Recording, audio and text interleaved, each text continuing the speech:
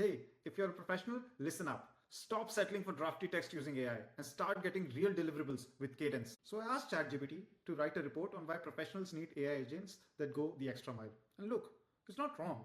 It's the same vibe you see everywhere: generic structure, shallow context, no proof, no visuals.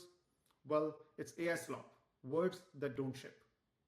In real work, you need research, citations, coherent sections, figures, and a polished PDF you can send to your team or a client. Plain text isn't the finish line.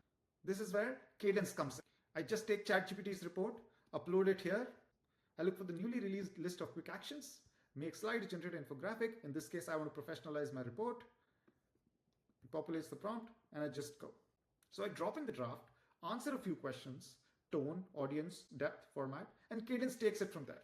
It does background research, puts everything in context, expands each section properly, adds citations, and even generates 5 to 6 figures if I want. And here's the output: a professional structured PDF, visuals, citations, and something that actually looks like a deliverable.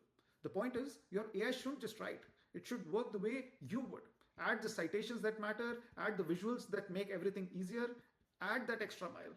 And this is why professionals need AI agents that go the extra mile.